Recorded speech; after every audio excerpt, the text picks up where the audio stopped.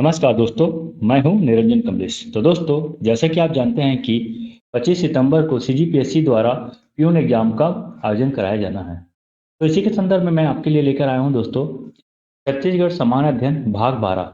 जी हाँ दोस्तों, इससे पहले मैं कुल 11 भाग बना चुका हूं। यदि आप नहीं देखे हैं तो आप हमारे यूट्यूब चैनल के प्लेलिस्ट में जाकर देख सकते हैं। वहां पे आपको पूरा 11 भाग मिल जाएगा।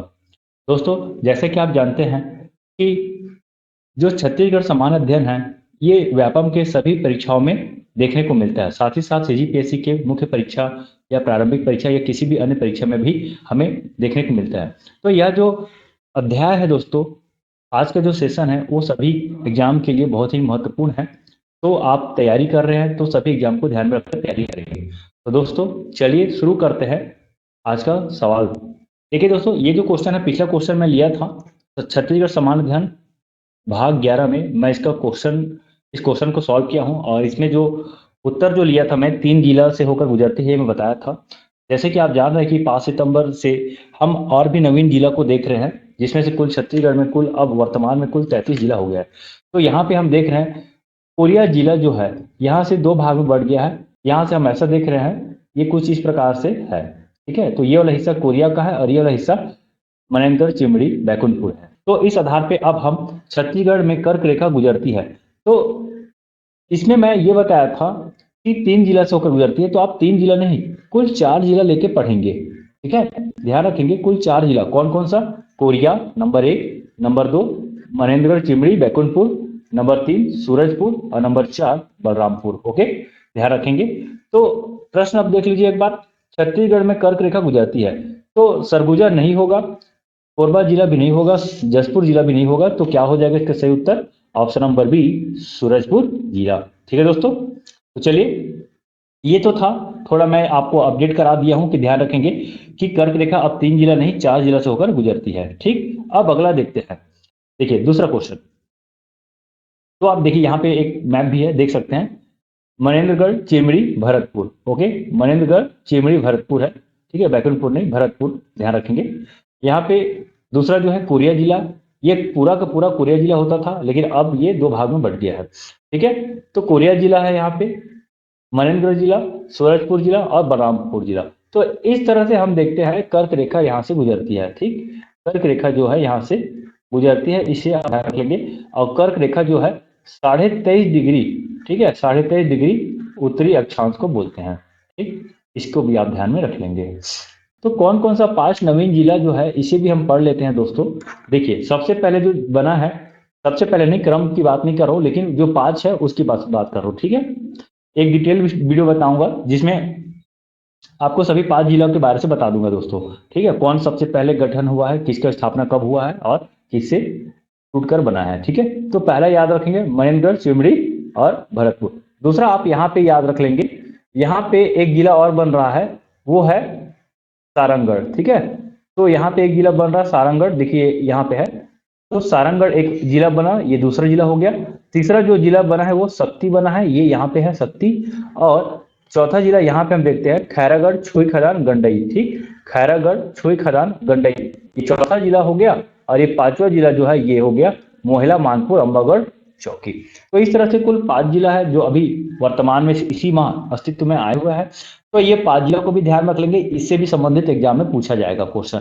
जैसे मैं फिर से बताता हूँ, मनेन्द्रगढ़ चिमड़ी भरतपुर जो है कोरिया जिला से अलग होकर बना है। दूसरा सत्ती जो है जांजगीर जिला से अलग होकर बना है। सारंगढ़ बिलाईगढ़ ये जो जिला है रायगढ़ और बलौदाबाजार से टूटकर बना है। ठीक है, और ध्यान रखेंगे जो खैरागढ़ सुई खदान गंडई जिला है वो राजनांदगांव से टूटा है। और महिला मानपुर अम्बागढ़ चौकी भी है राजनांदगांव टूटा है। तो इस तरह से कुल 5 जिला हम देख रहे हैं जिसका इसी माह यानी कि सितंबर माह में इसका गठन हुआ है, स्थापना हुआ है और अस्तित्व में भी आ चुका है। ठीक, ध्यान रखेंगे। अब वर्तमान में छत्तीसगढ़ में 28 नहीं कुल 33 जिला हो चुका है। ठीक, तो ये था अपडेट देना था आपको दोस्तों, तो ध्यान रख लेंगे, बहुत इंपॉर्टेंट है ये। चलिए दूसरा सवाल की ओर बढ़ते हैं। आज ग्राम पंचायत द्वारा सरपंच के विरुद्ध अविश्वास प्रस्ताव पारित हो गया। सरपंच किसके समक्ष इसकी वैधता को चुनौती दे सकता है? देखिए समझिए, अविश्वास प्रस्ताव जो है, ठीक है, सरपंच के विरुद्ध लाया गया और वो पास भी हो गया, लेकिन इसकी वैधता को चुनौती दे सकता है, सरपंच दे सकता है, लेकिन किसके समक्ष देगा? इसका मतलब ये है कि वो ये बोलेगा कि मैं निर्दोष हूं, मेरे खिलाफ जो अविश्वास प्रस्ताव जो पारित हुआ है वो साजिश के तहत है। तो इस तरह सरपंच जो है इन्हीं के सामने जाएगा और चुनौती देगा। तो किसके सामने जाएगा, चुनौती देगा? देखिए, तहसीलदार के समक्ष, अनुविभागीय अधिकारी के समक्ष, कलेक्टर के समक्ष या आयुक्त के समक्ष। ठीक है, तो देखिए इसका जो सही उत्तर हो जाएगा ऑप्शन नंबर सी, कलेक्टर के समक्ष। यानी कि ग्राम पंचायत की जो सरपंच है वो अपने विरुद्ध लाया गया अविश्वास प्रस्ताव यदि पारित होता है तो उसका जो वैधता की चुनौती जो है कलेक्टर के समक्ष दे सकता है। ठीक है, चलिए अगला देखते हैं। देखिए, छत्तीसगढ़ राज्य में मुख्यमंत्री युवा स्वरोजगार योजना के अंतर्गत सेवा उद्योग की परियोजना लागत की ऋण सीमा क्या है? तो देखिए, जो बेरोजगारी को कम करने के लिए या स्वरोजगार को बढ़ावा देने के लिए, ध्यान रखेंगे स्वरोजगार, तो स्वरोजगार को बढ़ावा देने के लिए सरकार द्वारा विभिन्न प्रकार के उपाय किए जाते रहते हैं। तो उनमें से एक उपाय है मुख्यमंत्री युवा स्वरोजगार योजना। इसके तहत क्या होता है, कृषि, सेवा, उद्योग के क्षेत्र में ऋण दिया जाता है, बैंकों के द्वारा ऋण प्रदान किया जाता है। तो पूछा गया है कि सेवा उद्योग परियोजना के लिए कितना ऋण सीमा है? तो देखिए बताइए इसका सही उत्तर क्या हो जाएगा। देखिए, यदि आपको भी उत्तर पता है तो दोस्तों आप भी क्या कीजिए, कमेंट में जरूर दीजिए। आप ऐसा कीजिए, क्वेश्चन नंबर को लिखिए, उसके बाद जो सही उत्तर होगा ऑप्शन को लिखिए। ठीक है, जैसे 3 का जो सही उत्तर है वो है सी, तो आप ऐसा लिखिए कमेंट बॉक्स में 3 और इसका सी, इस तरह से आप दे दीजिए। ठीक है, उत्तर अपना कमेंट बॉक्स में, तो हम भी देखेंगे कि आप। अब देखिए अंत में ये भी देख लीजिए कि आप जो है 20 क्वेश्चन रहेगा, 20 क्वेश्चन में कितने क्वेश्चन को सही से जवाब दे पा रहे हैं। ठीक है, चलिए ये आपकी तैयारी को एक कदम और आगे बढ़ाएगा। ठीक है ना, ध्यान रखेंगे। तो सेवा उद्योग के लिए 10 लाख रुपए जो है परियोजना लागत है। देखिए इसके बारे से और कुछ जानकारी लेते हैं। मुख्यमंत्री युवा स्वरोजगार योजना के तहत जिले की युवाओं को स्व उद्यम की स्थापना कर आर्थिक दृष्टि से स्वावलंबी और आत्मनिर्भर बनाने के लिए राज्य शासन द्वारा मुख्यमंत्री युवा स्वरोजगार योजना, ठीक है, मुख्यमंत्री युवा स्वरोजगार योजना चलाया जा रहा है, जिसमें देखेंगे कौन कौन सा है। निर्माण, सेवा और व्यवसाय हेतु बैंकों या वित्तीय संस्थानों के माध्यम से ऋण प्रदान किया जाएगा, जिसकी सीमा देखिए, विनिर्माण के लिए 25 लाख रुपए है, सेवा उद्योग के लिए 10 लाख रुपए है और व्यवसाय के लिए 2 लाख रुपए है। तो 3 कैटेगरी में बांटा गया। ध्यान रखेंगे एग्जाम में अगर पूछता है कौन कौन सा 3 कैटेगरी है या इनमें से कोई एक नहीं है, तो कौन नहीं है, तो इसके अलावा जो भी चौथा होगा वो नहीं है। तो कौन कौन सा है, विनिर्माण, सेवा, व्यवसाय। ठीक है, तो सेवा के साथ साथ उद्योग भी है ना, ध्यान रखें सेवा क्षेत्र और उद्योग क्षेत्र यहाँ पे दोनों के दोनों शामिल है। तो इन दोनों के लिए कितना है, 10 लाख रुपए। तो ध्यान रखेंगे ये जो है अनुदान सहायता दी जाएगी। ठीक है, ध्यान रखेंगे। तो किस योजना के तहत, मुख्यमंत्री युवा स्वरोजगार योजना के तहत। ओके, ठीक, ध्यान रखेंगे। चलिए आगे बढ़ते हैं। देखिए, छत्तीसगढ़ राज्य में कलचुरियों की प्रथम राजधानी कौन सी थी? अब बताइए कलचुरियों की प्रथम राजधानी कौन सी थी? तो आपको पता ही होगा कि तुमान में। ठीक है, कब, 995 ईस्वी में। हम देखते हैं इस समय कलचुरी जो है तुमान में अपना आधिपत्य स्थापित करता है और तुमान को अपनी राजधानी बनाता है। ठीक है, और कौन है तो बताइए, कलिंग राजदेव। ठीक है, कलिंग राजदेव। तो कलिंग राजदेव जो है 995 ईस्वी में तुमान में अपना कलचुरी का एक शाखा यहाँ पे स्थापित करते हैं। ठीक, ध्यान रखेंगे। चलिए, तो यहाँ पे क्वेश्चन क्या था, प्रथम राजधानी कौन सी थी? तो ये हो जाएगा तुमान। ठीक, चलिए, तो दोस्तों देखिए आगे बढ़ने से पहले एक बहुत ही महत्वपूर्ण सूचना है। यदि आप सीजी पियोन के एग्जाम की तैयारी कर रहे हैं, टेट एग्जाम जो कि कल हो जाएगा, तो अब इसको रहने दीजिए। यदि आप सीजी पियोन की तैयारी कर रहे हैं तो आपकी तैयारी को और बेहतर बनाने के लिए हम आपके लिए लेकर आए हैं एक टेस्ट। ठीक है, टेस्ट सीरीज जो कि केवल 149 रुपये का रहेगा। इसमें कुल 8 मॉडल टेस्ट आपको देखने को मिलेगा दोस्तों। ठीक है, एक मॉडल 8 टोटल 8 मॉडल टेस्ट मिलेगा जो कि 150 नंबर का होगा। ठीक है, टोटल कितने नंबर का होगा दोस्तों, 150 अंकों का होगा।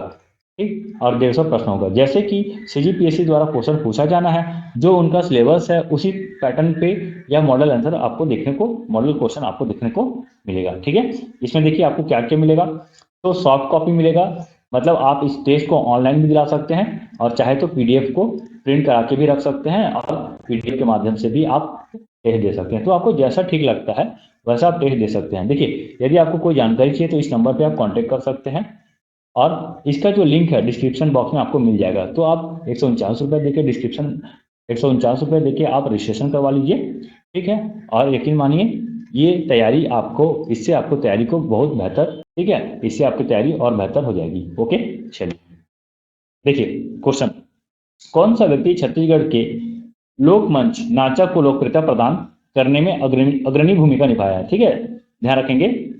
महासी चंद्राकर, रामचंद्र देशमुख, दुलार सिंह मंदराजी, झाड़ूराम देवांगन। तो बताइए इसका सही उत्तर क्या हो जाएगा?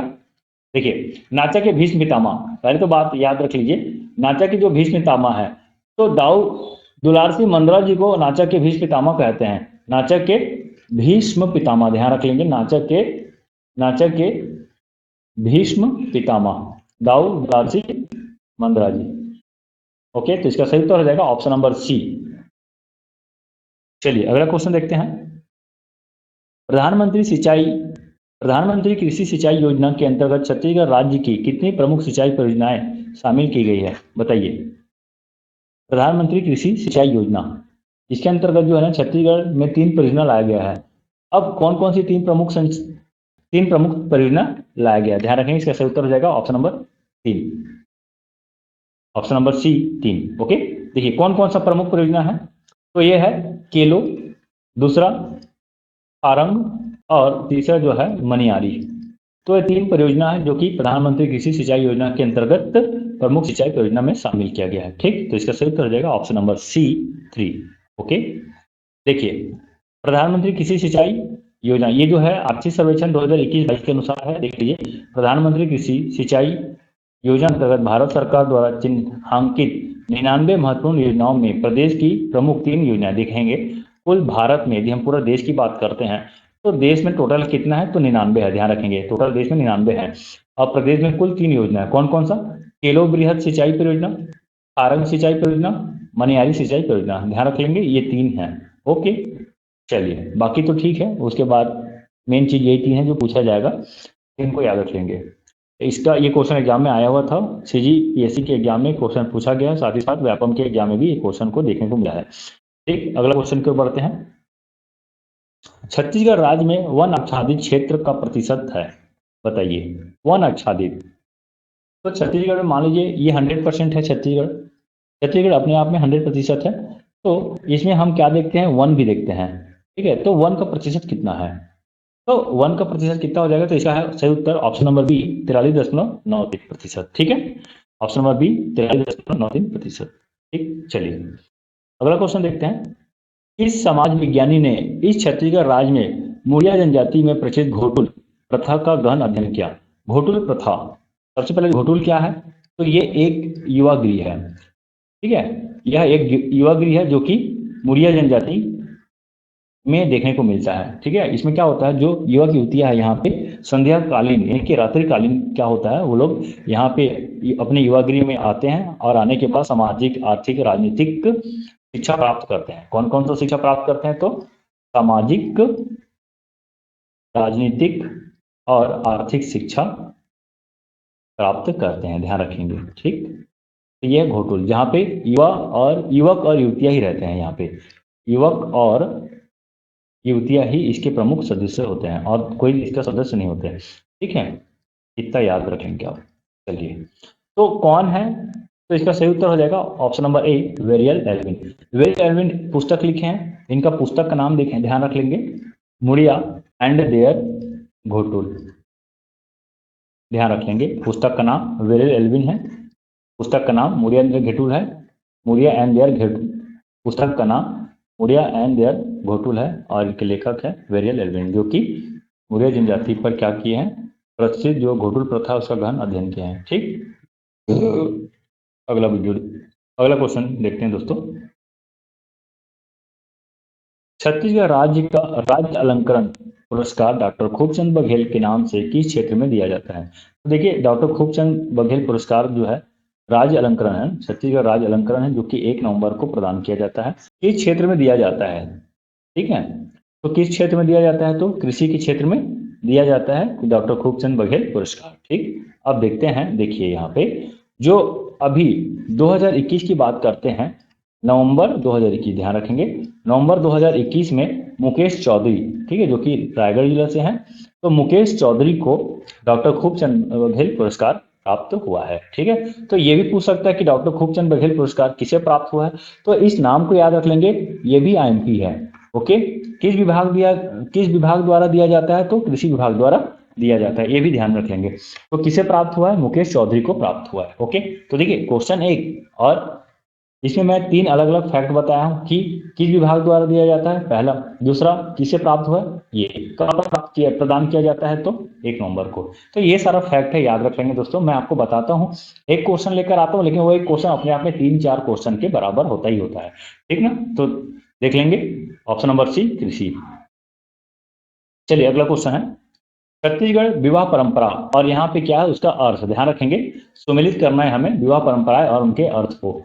पारिंगधन, ठीक है, यहाँ पे देखिए पारिंगधन अरुतो लमचेना गुरावट, यहाँ पे उसका अर्थ है, मतलब पारिंगधन किस तरह के विवाह को कहा जाता है, अरुतो किस तरह के विवाह को कहा जाता है, लमचेना किस तरह के विवाह को कहा जाता है, गुरावट किस तरह के विवाह को कहा जाता है। ठीक है, तो अब देखिए पारिंगधन, तो पारिंगधन जो है यहाँ पे ये हो जाता है वर वधु मूल्य अदा कर विवाह। ठीक है, वधु मूल्य अदा कर विवाह। अरुतो, ठीक है, तो ये अरुतो हो जाएगा विधवा पुनर्विवाह। ठीक, लमसेना सेवा विवाह है, और गुरावट जो है ये है विनिमय विवाह।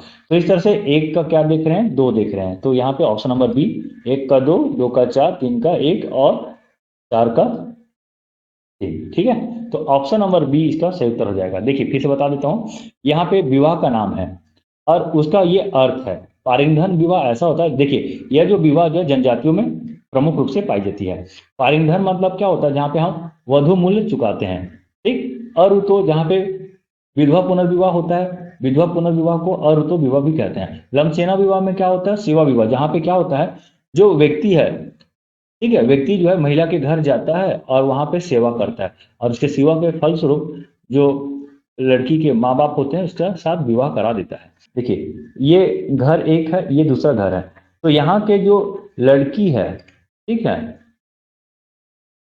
ये इधर जाएगी और यहाँ की जो लड़की है वो इधर आएगी, तो इस तरह से क्या हो जाता है, विनिमय हो गया। ओके, या तो लड़का का विनिमय हो जाएगा, जैसा भी हो।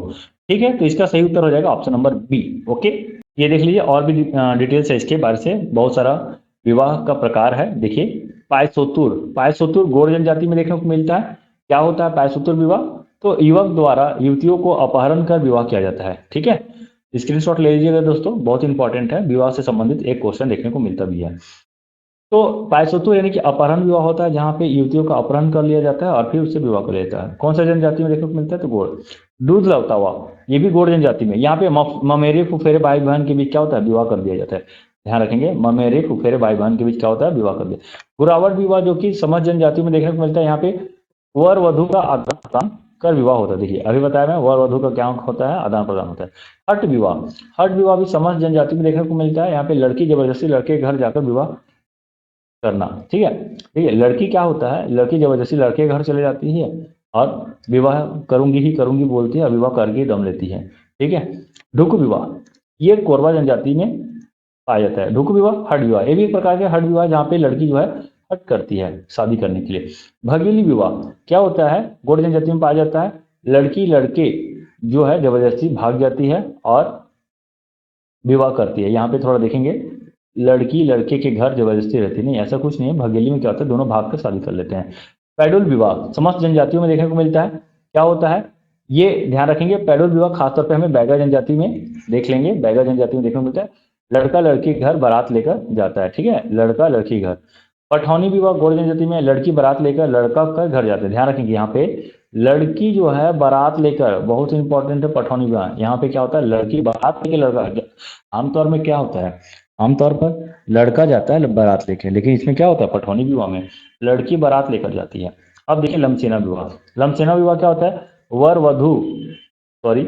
द्वारा वधु मूल्य चुकाने हेतु अपने लमसेना में सेवा देना। मतलब ये समझेंगे क्या होता है, यहाँ पे वर जो है वधु के घर जाकर सेवा देता है और उसी सेवा के फलस्वरूप विवाह करा दिया जाता है। तीर विवाह क्या होता है, बिंजवार जनजाति में पाया जाता है, जहाँ लड़की का तीर के साथ विवाह कर दिया जाता है।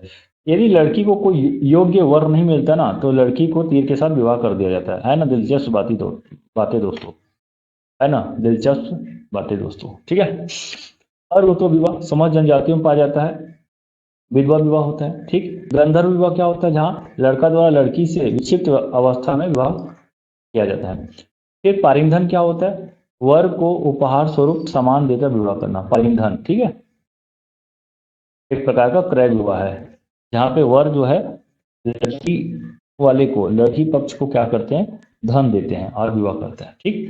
चलिए क्वेश्चन नंबर 11, सरहुल छत्तीसगढ़ राज्य की किस जनजाति का त्योहार है, ठीक है। तो सरहुल जो है किसका त्योहार है, देखिए इसका सही उत्तर हो जाएगा ऑप्शन नंबर सी, उराव, ठीक है।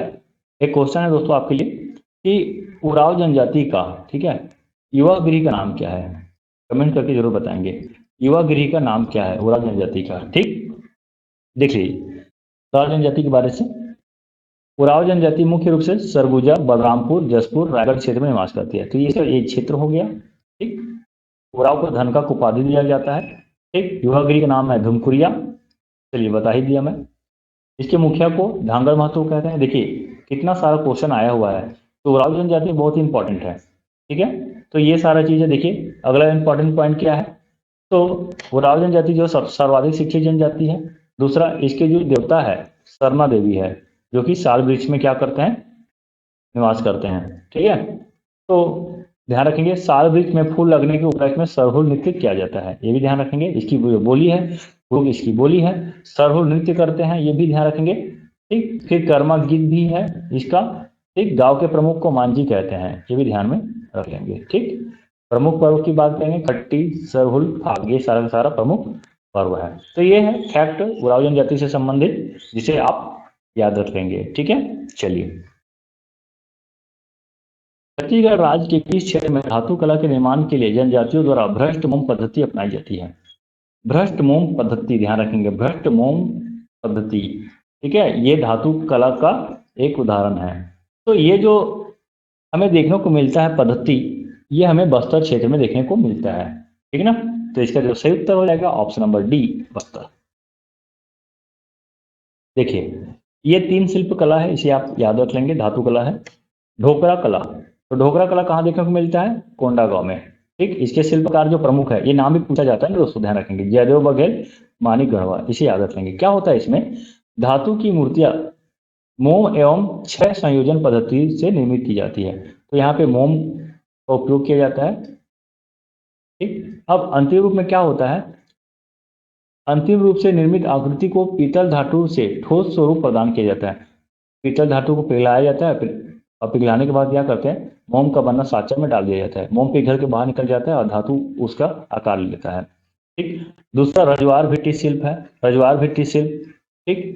तो ये भित्ति शिल्प है, जहाँ घर की दीवारों में हम कलाकृति को देखते हैं, ओके। तीसरा देख लीजिए, काष्ठ शिला, काष्ठ कला। तो काष्ठ कला में क्या होता है, ये काष्ठ का मतलब होता है लकड़ी, ध्यान रखेंगे, लकड़ी। तो यहाँ पे क्या होता है, छत्तीसगढ़ के बंजारा समुदाय की कौड़ी शिल्प इस कला का एक जीवंत उदाहरण है, ठीक है। कहाँ देखने को मिलता है, जसपुर, रायगढ़। ध्यान रखेंगे, काष्ठ शिल्प कला में बस्तर भी है, अग्रणी भूमिका निभाता है, ठीक। आगे देखते हैं अगला क्वेश्चन, छत्तीसगढ़ राज्य की किस विभूति को पद्म भूषण सम्मान से सम्मानित किया गया है। तो पद्म भूषण से किसे सम्मानित किया गया है दोस्तों, बताइए। देखिए, हबीब तनवीर, तीजन बाई, सत्यदेव दुबे, उपरोक्त सभी। देखिए इसमें जो है ना, पद्म विभूषण की बात कर रहे हैं, तो पद्म विभूषण से तीनों को सम्मानित किया जा चुका है। तो इसका उत्तर हो जाएगा ऑप्शन नंबर डी, उपरोक्त सभी, ठीक। अब देखते हैं कौन कौन है।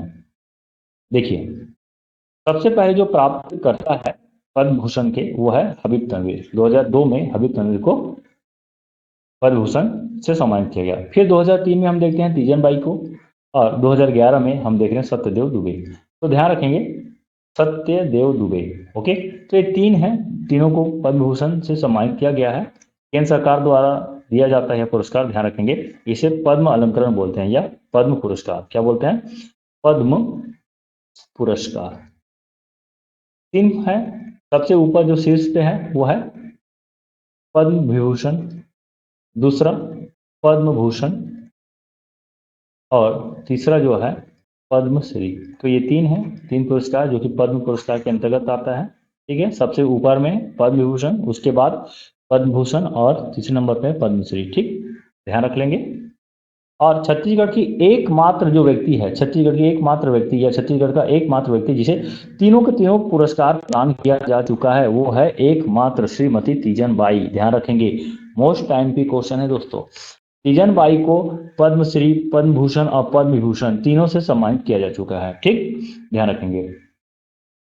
देखिए, यदि जिला पंचायत का अध्यक्ष अपने पद से निलंबित हो जाए तो क्या होगा? ठीक है, जिला पंचायत के अध्यक्ष अपने पद से निलंबित हो जाए तो क्या होगा?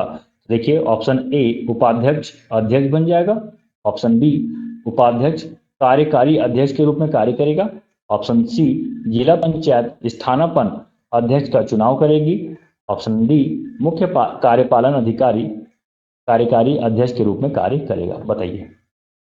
देखिए, उपाध्यक्ष सीधा सीधे अध्यक्ष बन जा रहा है यहाँ पे उपाध्यक्ष जो है कार्यकारी अध्यक्ष के रूप में कार्य करेगा।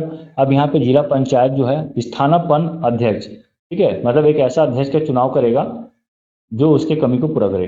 ठीक है, उसके बाद मुख्य कार्यपालन अधिकारी जो है कार्यकारी अध्यक्ष के रूप में कार्य करेगी। तो बताइए इसका सही उत्तर क्या हो जाएगा?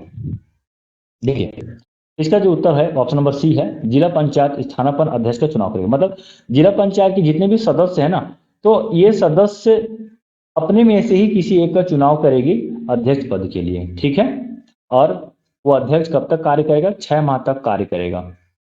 उसके बाद चुनाव के द्वारा नया अध्यक्ष को ले आया जाता है। ठीक, देवरानी जेठानी मंदिर तालागांव, ओके, छत्तीसगढ़ का सबसे प्राचीन मंदिर है। 5वीं से 6वीं शताब्दी में तालागांव में स्थित है। इस मंदिर का निर्माण सरबपुरी, है ना, ध्यान रखेंगे, सरबपुरी शासन काल के दौरान 2 रानियों द्वारा किया गया। अब इसका निर्माण लाल बलुआ पत्थर से किया गया है। यह गुप्तकालीन स्थापत्य कला का प्रतिनिधित्व करता है। ध्यान रखेंगे, गुप्तकालीन स्थापत्य कला का प्रतिनिधित्व करता है।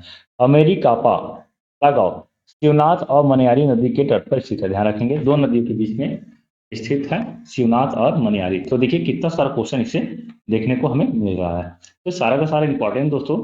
ठीक है, तो क्वेश्चन को बहुत ही अच्छे से आप पढ़ लेंगे और याद रख लेंगे। ठीक, चलिए अगला क्वेश्चन की ओर बढ़ते हैं। छत्तीसगढ़ राज्य में किस स्थान पर प्रसिद्ध पार्श्व गायिका अभिनेत्री सुलक्षणा, ध्यान रखेंगे यहाँ पे सुलक्षणा है, तो सुलक्षणा पंडित का जन्म हुआ था? बताइए इसका जो सही उत्तर क्या हो जाएगा? देखिए, ये जो है रायगढ़ की है। ठीक है, ध्यान रखेंगे, पार्श्व गायिका अभिनेत्री भी है एक प्रकार का। ठीक है, एक प्रकार से सुलक्षणा पंडित। ठीक, चलिए इसका डिटेल देखते हैं। देख लीजिए, ये जो है सुलक्षणा पंडित है। ध्यान रखेंगे, इनका डिटेल्स आपको देखिए। सुलक्षणा पंडित का जन्म 12 जुलाई 1954 को छत्तीसगढ़ राज्य के रायगढ़ में हुआ। ओके, उन्होंने 9 साल की उम्र में ही गाना शुरू किया। सुलक्षणा ने 1967 में फिल्म के लिए पहली बार गाना गाया। ठीक है, ध्यान रख लेंगे। इसी दौरान उन्हें फिल्मों में एक्टिंग के लिए भी ऑफर मिलने लगे। सन 1975 में सुलक्षणा पंडित ने फिल्म उलझन से डेब्यू किया। ये भी इंपॉर्टेंट है, बहुत इंपॉर्टेंट दोस्तों। कौन सा पहला फिल्म है? तो वो है उलझन। ठीक है, इस फिल्म में उनके अपोजिट एक्टर संजीव कुमार थे, ये भी फेमस एक्टर है। सुलक्षणा मशहूर शास्त्रीय गायक पंडित जसराज के परिवार से ताल्लुक रखती है। उनके 3 भाई संगीतकार जतिन ललित मंदिर, ठीक, जतिन ललित और मंदिर है। 3 बहनें माया एडरसन, संध्या सिंह और विजेता पंडित है। हालांकि इनकी बहन संध्या का मर्डर हो गया और छोटी बहन विजेता विधवा है। खैर ये हमारा काम का नहीं है दोस्तों। ठीक है, ध्यान रखेंगे, इसका पहला फिल्म याद रख लेंगे उलझन, और पंडित जसराज परिवार से ताल्लुक रखती है। ठीक, छत्तीसगढ़ के रायगढ़ में इनका जन्म हुआ है। बस ये 3 फैक्ट, पहला, दूसरा, तीसरा और ये चौथा, ये 4 पॉइंट याद रख लीजिए। चलिए अगला क्वेश्चन, राज्य विधानसभा के अस्थायी अध्यक्ष यानी कि प्रोटेम स्पीकर के बारे में सही क्या है? देखिए, ऑप्शन ए, वह स्पीकर द्वारा नामांकित किया जाता है, वह राज्य विधानसभा द्वारा निर्वाचित होता है, वह राज्य मंत्रिमंडल द्वारा नामांकित किया जाता है, वह राज्यपाल द्वारा नामांकित किया जाता है। चलिए बताइए इसका सही उत्तर क्या हो जाएगा? अस्थायी अध्यक्ष। देखिए क्या होता है अस्थायी अध्यक्ष, क्या होता है, जैसे ही विधानसभा चुनाव संपन्न होता है दोस्तों, तो पहला मीटिंग होता है। तो पहला मीटिंग में क्या होता है, सारे के सारे विधायक लोग हैं जो निर्वाचित होते हैं, सब मीटिंग में बैठते हैं और इसी समय उन विधायकों को लीड करने के लिए, नेतृत्व करने के लिए एक प्रोटेम स्पीकर की आवश्यकता पड़ती है। वो प्रोटेम स्पीकर यानी कि अस्थायी अध्यक्ष जो होता है ना, सभी को शपथ दिलाता है, ठीक है, और अध्यक्ष का चुनाव कराने में भी महत्वपूर्ण भूमिका निभाता है। ठीक, तो देखिए इसका सही उत्तर क्या हो जाएगा, वह राज्यपाल द्वारा नामांकित किया जाता है। ठीक है, और ध्यान रखेंगे अभी वर्तमान में जो प्रोटेम स्पीकर जो थे, ठीक है, प्रोटेम स्पीकर मतलब 2019 में चुनाव हुआ विधानसभा का, और इस विधानसभा चुनाव का जो पहली बैठक है, इसमें अस्थायी रूप से अध्यक्षता जो किया है वो है राम पुकार सिंह। ठीक है, ध्यान रख लेंगे राम पुकार सिंह। तो इसका सही उत्तर हो जाएगा ऑप्शन नंबर बी। चलिए अगला क्वेश्चन देखते हैं। प्राचीन काल में छत्तीसगढ़ क्षेत्र को क्या कहा जाता था? प्राचीन काल में बोलिए, प्राचीन काल में छत्तीसगढ़ को क्या कहा जाता था? तो इसे है दक्षिण कौशल कहा जाता था। ऑप्शन नंबर बी जो है इसका सही उत्तर हो जाएगा। ठीक है दोस्तों, चलिए। खुद को भगवान कृष्ण का वंशज मानने वाला यदुवंशी, ध्यान रखेंगे यदुवंशी यानी कि यादव, यादव जाति है, ध्यान रखेंगे। तो यदुवंशी कुल किस शैली का लोक नृत्य करते हैं? ठीक है, किस शैली का लोक नृत्य करते हैं बताइए? थिरलिती, राउत नाचा, गेड़ी, पंथी। तो आपको पता ही होगा कि हमेशा हमें दस नवरात्रि के दिन, सॉरी सॉरी सॉरी, दीपावली के दिन, ठीक है, दीपावली के दिन हमें इनका नृत्य देखने को मिलता है, राउत नाचा बोलते हैं जिसे। ऑप्शन नंबर बी सही है। ठीक है, देखिए कौन छत्तीसगढ़ की जनजातियों में से एक नहीं है? बताइए कौन है छत्तीसगढ़ की जनजाति जो कि नहीं है? इरुरल, मुड़िया, गोड़, धुरवा, कौन सा नहीं है? देखिए मुड़िया जनजाति होता है, गोड़ जनजाति होता है, और धुरवा, धुरवा या घुरवा, ठीक है, घुरवा जनजाति। ओके, तो तीनों जनजाति है, लेकिन ऑप्शन नंबर ए इरुरल जनजाति नहीं है। ओके, तो इसका सही उत्तर हो जाएगा ऑप्शन नंबर ए। ठीक है दोस्तों, फिर से एक बार, यदि आप अभी तक पियून टेस्ट सीरीज नहीं परचेज किए हैं तो आप परचेज कर लीजिए, बहुत ही जरूरी है, यह आपके एग्जाम को और बेहतर बनाने में भूमिका निभाएगा। ठीक है, मात्र 149 रुपये है दोस्तों, बिल्कुल भी ज़्यादा प्राइस नहीं है। यदि आपको लगता है प्राइस ज़्यादा है और आप बोलते हैं तो हम आपके लिए भी कम करने को तैयार हैं। ठीक है, चलिए 5 सितंबर से प्रारंभ हो चुका है और टेस्ट कंप्लीट हो चुका है। आप जैसे ही आप परचेज करते हैं आपको पूरा का पूरा टेस्ट आपको मिल जाएगा। ध्यान रखेंगे इसमें आपको पीडीएफ मिलेगा, इसके मॉडल आंसर भी मिल जाएगा, और इसका एक लिंक भी मिलेगा जहाँ पे आप ऑनलाइन टेस्ट भी दे सकते हैं। तो इतनी सारी चीज़ें आपको मिल रहा है। किसी भी प्रकार का कोई क्वेरी हो तो दोस्तों आप इस नंबर पे कॉल कर सकते हैं, ठीक है, या व्हाट्सअप भी कर सकते हैं। चलिए, तो ठीक है दोस्तों, हमारा वीडियो यहीं पे कंप्लीट होता है। यदि आपको हमारा वीडियो पसंद आता है प्लीज़ हमारे वीडियो को लाइक कीजिए, अपने दोस्तों तक शेयर जरूर कीजिए, और आप हमारे चैनल पर नए हैं तो प्लीज़ प्लीज़ प्लीज़ सब्सक्राइब करना बिल्कुल ना भूलें, और नोटिफिकेशन आइकन को भी प्रेस कर लीजिएगा। तो मिलते हैं दोस्तों एक नई वीडियो के साथ, तब तक के लिए बाय बाय, गुड बाय, ख्याल रखिए, मस्त रहिए और मस्त पढ़िए। धन्यवाद।